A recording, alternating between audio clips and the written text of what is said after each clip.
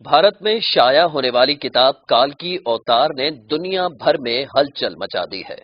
اس کتاب میں یہ بتایا گیا ہے کہ ہندوؤں کی مذہبی کتابوں میں جس کال کی اوتار کا تذکرہ ملتا ہے وہ آخری رسول صلی اللہ علیہ وآلہ وسلم بن عبداللہ ہی ہیں۔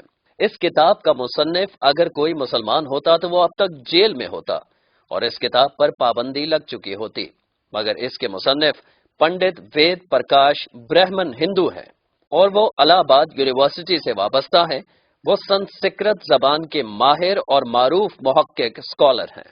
پنڈت وید پرکاش نے کال کی اوتار کی بابت اپنے اس تحقیق کو ملک کے 8 مشہور و معروف محقق پنڈتوں کے سامنے پیش کیا تھا جو اپنے شعبے میں مستند گردانے جاتے ہیں۔ ان پنڈتوں نے کتاب کے بغور مطالعے اور تحقیق کے بعد یہ تسلیم کیا ہے کہ کتاب میں پیش کیے گئے حوالے مستند اور درست ہیں۔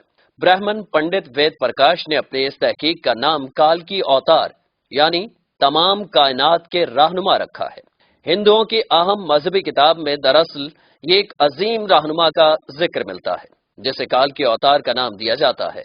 سو پنڈت وید پرکاش گہری تحقیق کے بعد یہ دعویٰ کرتے ہیں کہ اس کال کی اوتار سے مراد حضرت محمد صلی اللہ علیہ وآلہ وسلم ہے جو مکہ میں پیدا ہوئے۔ چنانچہ ان کا کہنا ہے کہ تمام ہندو جہاں کہیں بھی ہوں ان کو اب کسی اور کال کے اوتار کا انتظار کرنے کی ضرورت نہیں ہے، بلکہ اس کے لیے انہیں محض اسلام قبول کرنا ہے اور آخری رسول صلی اللہ علیہ وآلہ وسلم کے نقش قدم پر چلنا ہے جو بہت پہلے اپنے مشن کی تکمیل کے بعد اس دنیا سے تشریف لے جا چکے ہیں۔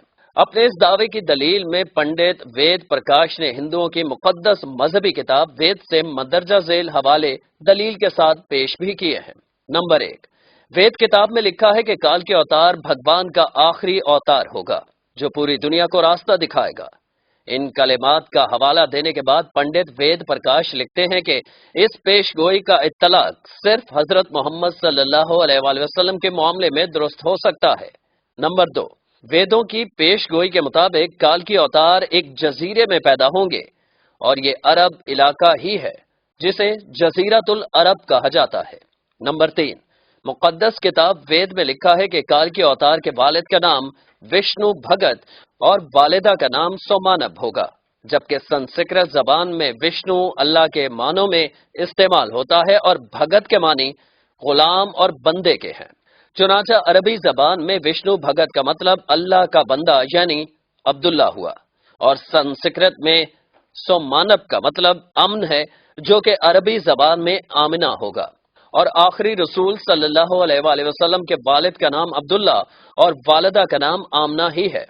نمبر 4، وید کتاب میں لکھا ہے کہ کال کی اوتار زیتون اور کھجور استعمال کرے گا اور وہ اپنے قول و قرار میں سچا اور دیانتدار ہوگا، اور یہ دونوں پھل حضور اکرم صلی اللہ علیہ وآلہ وسلم کو مرغوب تھے، جبکہ آپ سچائی اور دیانتداری میں تو اس حد تک معروف تھے کہ مکہ میں محمد صلی اللہ علیہ وآلہ وسلم کے لیے صادق اور امین کے لقب استعمال کیے جاتے تھے۔ نمبر 5، وید کے مطابق کال کی اوتار اپنی سرزمین کے معزز خاندان میں سے ہوگا، اور یہ بھی محمد صلی اللہ علیہ وآلہ وسلم کے بارے میں سچ ثابت ہوتا ہے کہ آپ قریش کے معزز قبیلے میں سے تھے جس کی پورے عرب میں عزت اور شام و عراق میں پہچان تھی۔ نمبر 6، ہماری کتاب کہتی ہے کہ بھگوان کال کی اوتار کو اپنے خصوصی قاصد کے ذریعے ایک غار میں پڑھائے گا۔ اس معاملے میں یہ بھی درست ہے کہ محمد صلی اللہ علیہ وآلہ وسلم مکہ کی وہ واحد شخصیت تھے جنہیں اللہ تعالیٰ نے غار حرا میں اپنے خاص فرشتے حضرت جبرائیل کے ذریعے تعلیم دی۔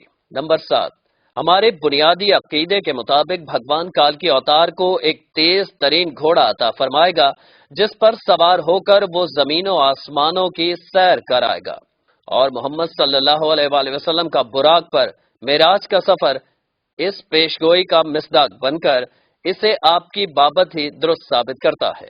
نمبر 8، نیز لکھا ہے کہ ہمیں یقین ہے کہ بھگوان کال کی اوتار کی بہت مدد کرے گا اور اسے بہت قوت عطا فرمائے گا، اور ہم یہ جانتے ہیں کہ جنگ بدر میں اللہ نے محمد صلی اللہ علیہ وآلہ وسلم کی فرشتوں سے مدد فرمائی۔ نمبر 9، ہماری ساری مذہبی کتابوں کے مطابق یہ پیش گوئی ملتی ہے کہ کال کی اوتار گھوڑ سواری، تیر اندازی اور تلوار زنی میں ماہر ہوگا۔ پنڈت وید پرکاش نے اس پیش گوئی پر بڑا خوبصورت تبصرہ کیا ہے جو بڑا اہم اور قابل غور ہے۔